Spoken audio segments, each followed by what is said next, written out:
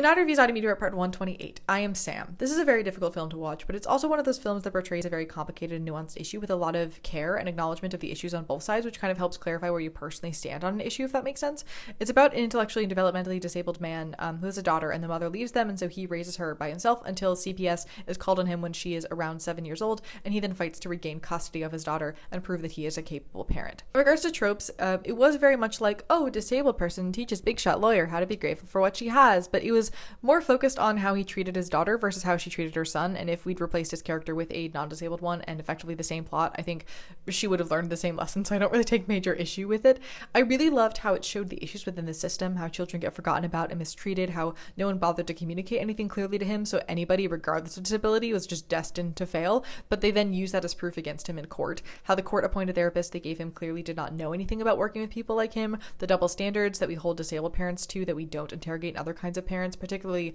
when the opposing side was like, oh, he's not fit to parent a child because he struggles with reading and can't multiply, when like those are things that many parents struggle with. And I also couldn't help thinking about how these same principles carry across to other minorities as well. We know that disabled parents are much more likely to wrongfully lose custody of children, but parents of color and immigrant parents are as well. I was frustrated that the main character was played by a non-disabled person, but it is from 2001, so whatever. They also made some camera work choices that were real bizarre, but my favorite thing of the whole film was seeing Sam and his group of developmentally disabled friends working together to help raise this little girl. I didn't realize that I'd never seen that before until I was like crying watching a father stim while giving his daughter a bottle. But I think what you take away from this film is more generally about how we don't offer proper support system for any parent, which is the exact message that we need to be getting across. And I'm really happily surprised that they told this story this tastefully.